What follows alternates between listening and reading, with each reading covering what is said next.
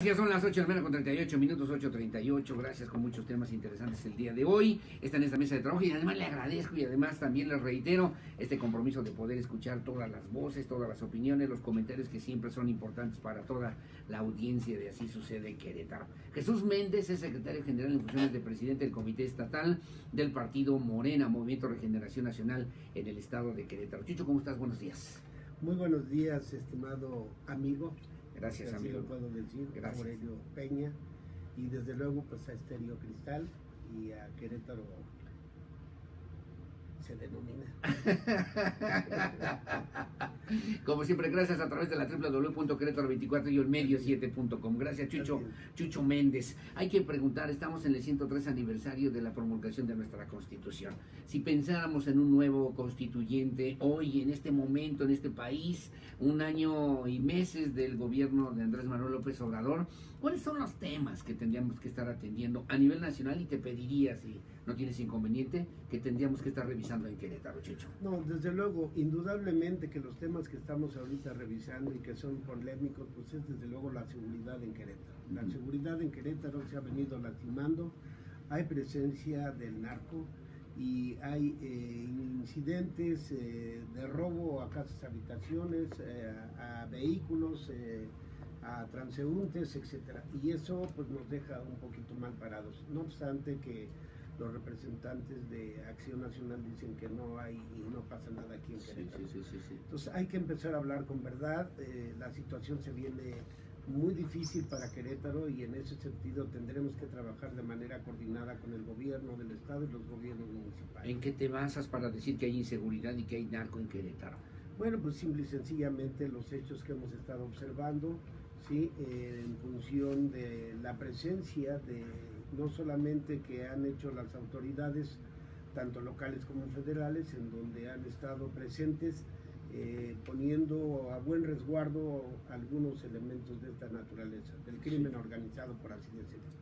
Y en ese sentido, bueno, pues no podemos dejar de comentarlo. Sí, o sea, claro. Esto es importante y los ciudadanos tenemos que estar interesados justamente en qué es en lo que pasa en nuestro estado. Pero no es un tema de percepción solamente, o tienes datos, o tú tienes otros datos, o de dónde tienes esta información, mi querido, querido secretario general del Comité Estatal del Morena en Querétaro. Bueno, pues particularmente es lo que los medios están consignando también, los escritos y los propios de radio y televisión, no obstante que se quiere matizar y bueno, pues eso no lo podemos matizar, simple y llanamente tenemos que tocarlo, porque claro, tenemos que estar ciertos los ciudadanos de que efectivamente vivimos en el Querétaro de hace 1980, pues no es el mismo Querétaro.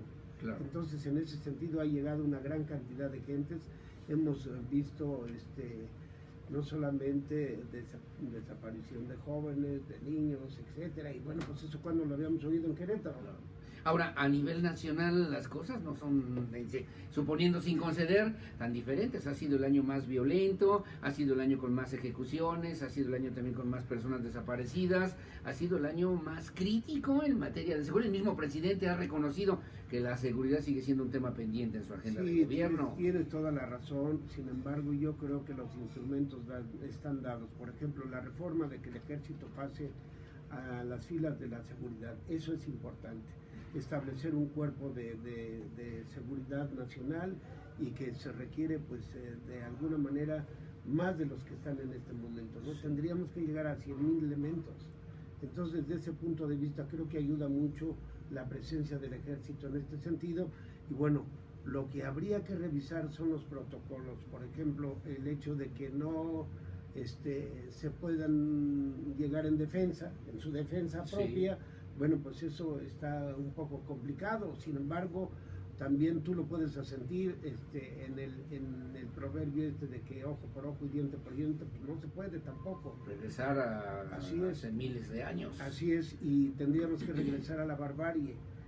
Sin embargo, preguntaríamos, bueno, ¿y México sí es bárbaro? Imagínate con toda esa cantidad de homicidios que vemos en nuestro país, pues dices tú, caray, pues algo está pasando, ¿no? Y a mí lo que me llama la atención es de que en la parte de la psiquiatría tendríamos que estar muy atentos.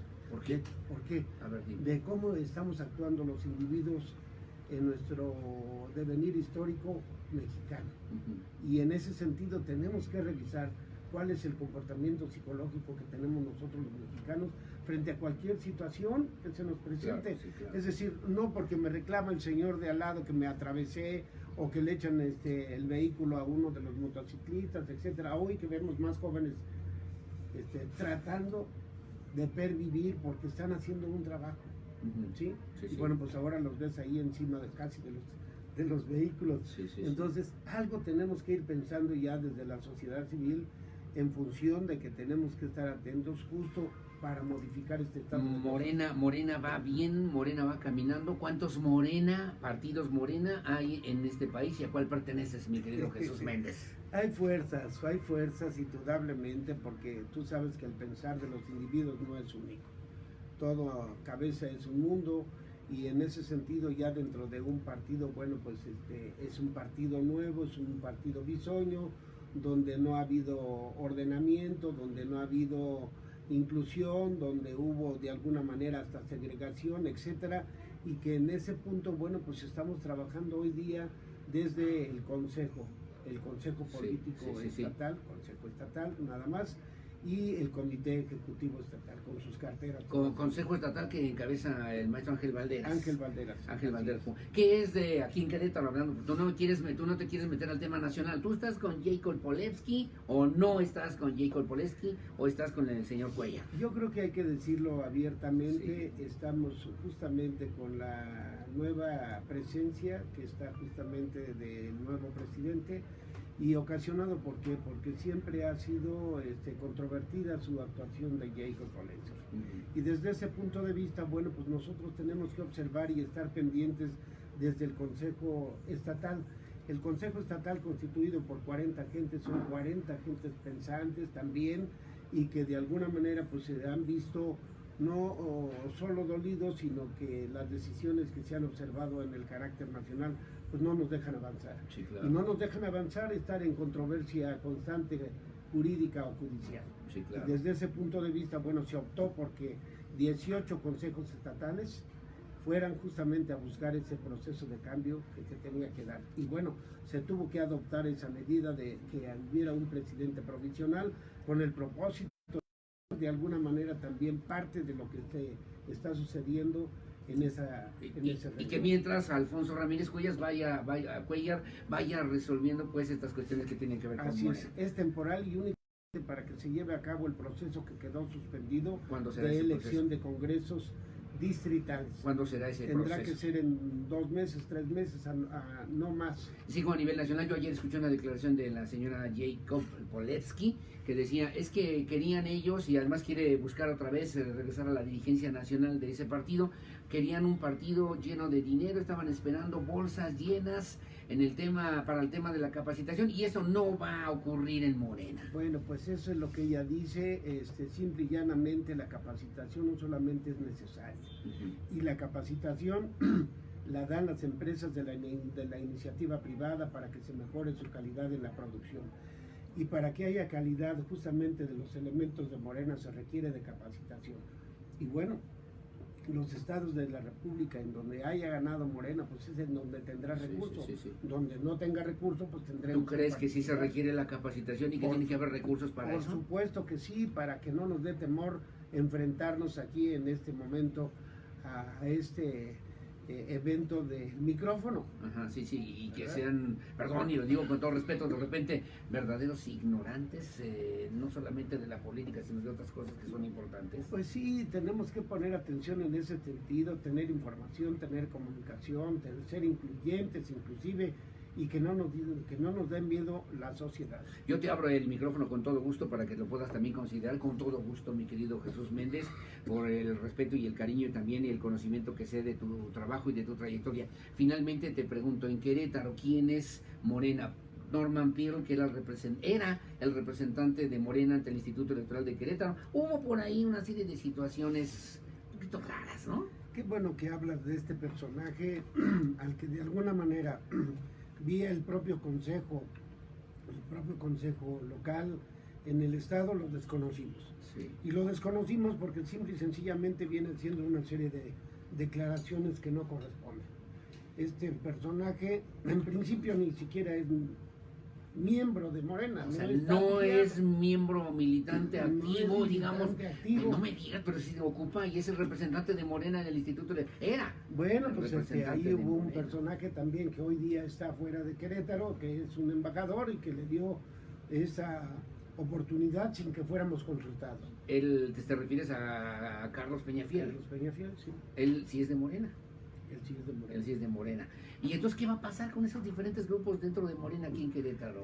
Nuevamente yo diría que no es que haya grupos, hay fuerzas pensantes, Sí, sí. fuerzas que quieren un cambio, quieren inclusión, quieren información, quieren comunicación y quieren que las cosas se hagan bien. Quieren y en ese presencia. propósito estamos. Presencia presencia. seria, digna, respetable también. Así es. Jesús Méndez, te debo preguntar y finalmente, estamos ante un fenómeno que vemos en la terminal de autobuses que tiene que ver entre taxis amarillos y plataformas del transporte privado ejecutivo. ¿Cuál es la postura de Morena ante estos hechos? Yo creo que Morena tendría que irse por la posición de que haya un verdadero servicio.